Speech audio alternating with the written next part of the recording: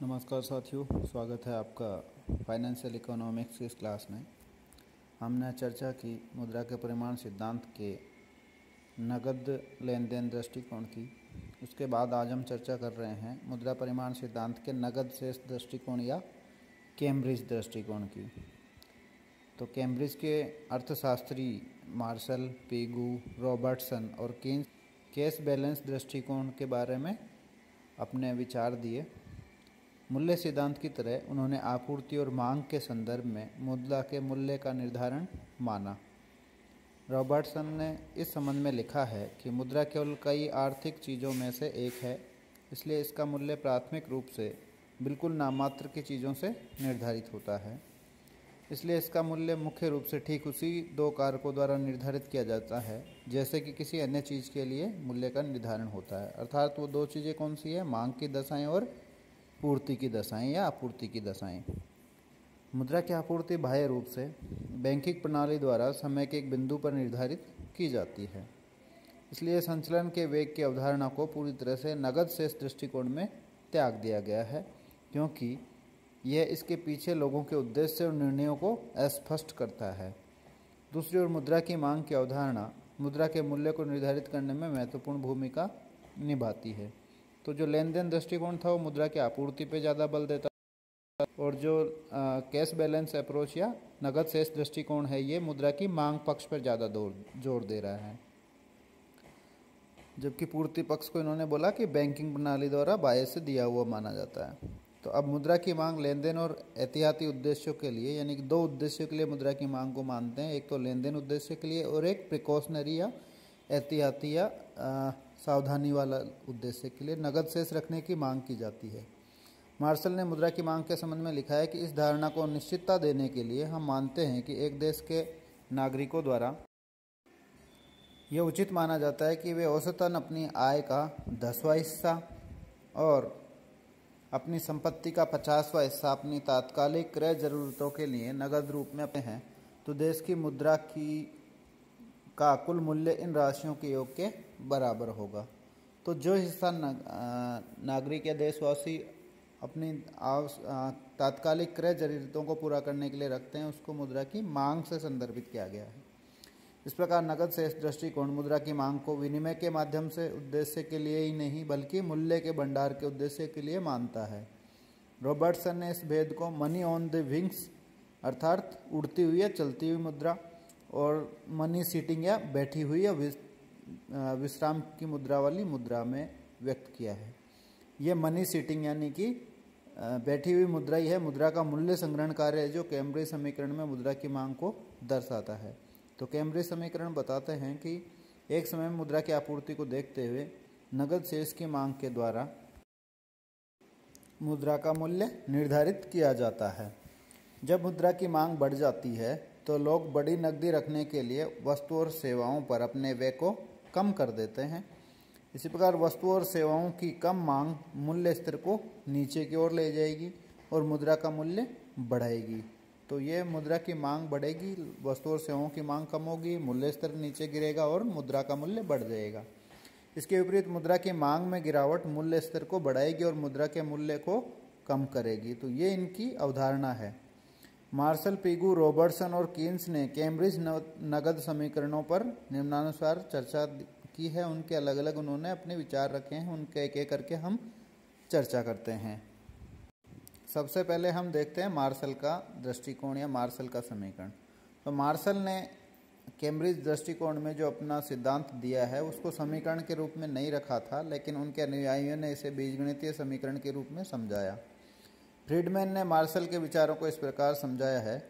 वे कहते हैं कि पहले अनुमान के रूप में या कच्चे अनुमान के रूप में हम मान सकते हैं कि नगद शेष की मात्रा जो एक व्यक्ति अपने पास रखना चाहता है वह उसकी आय का कोई हिस्सा या अंश होगी, क्योंकि इस हिस्से द्वारा उस व्यक्ति द्वारा की जाने वाली खरीद और बिक्री की मात्रा निर्धारित की जाती है।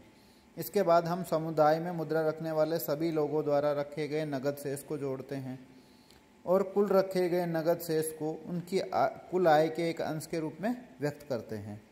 तो ये बताते हैं कि भाई अपनी आय और संपत्ति का एक हिस्सा व्यक्ति अपने पास नगद रूप में रखना चाहता है, किसके लिए? अपनी क्रय जरूरतों को पूरा करने के लिए।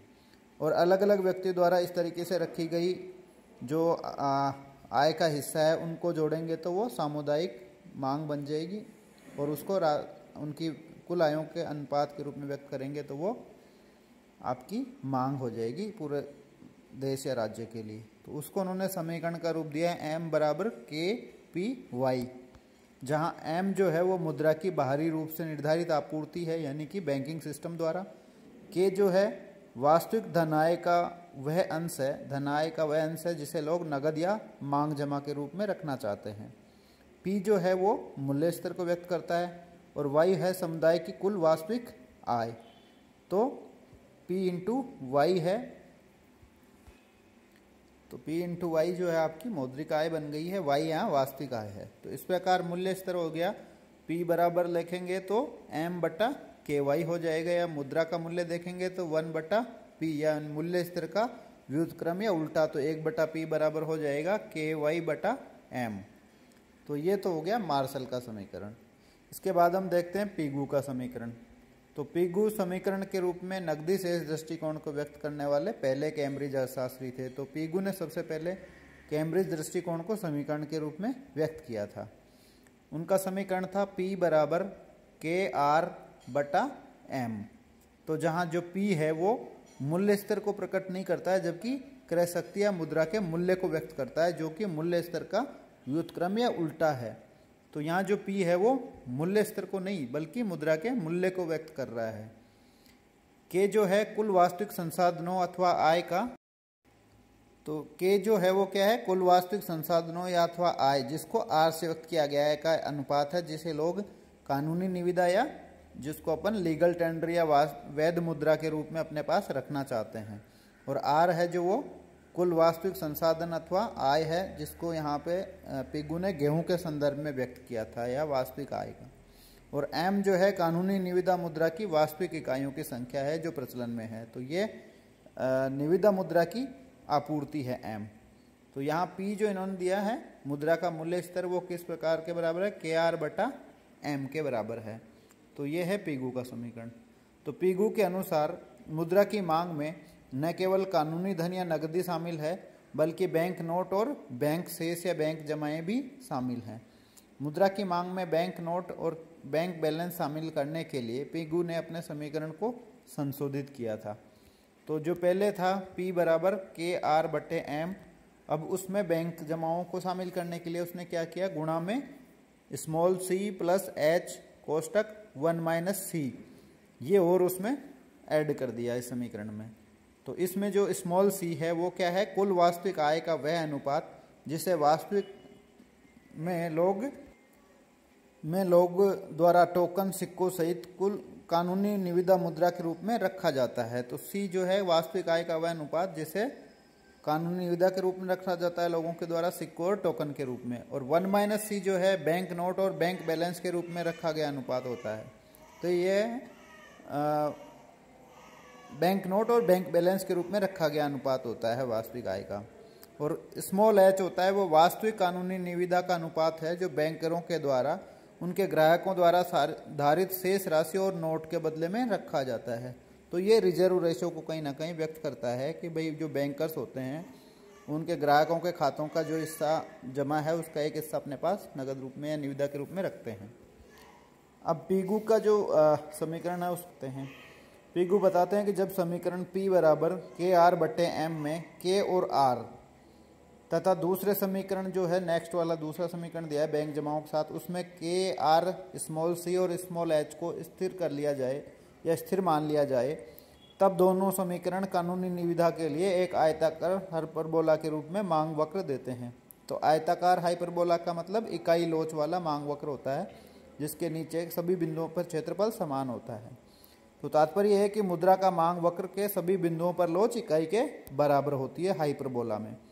चित्र 2 में इसको दिखाया गया है, जहां डी जो है मुद्रा का मांग वक्र है, Q1 M1, Q2 M2 और Q3 M3 मुद्रा की आपूर्ति वक्र हैं जो कि बाह्य रूप से दिए हुए हैं और खड़े वक्र हैं, वर्टिकल लाइन में रूप में दिए गए हैं। अब हम देखते हैं कि मुद्रा की आपूर्ति और मुद्रा की मांग वक्रों के जो कटान बिंदु हैं उन पर मुद्रा का मूल्य निर्धारित होता है P1, P2 और P3।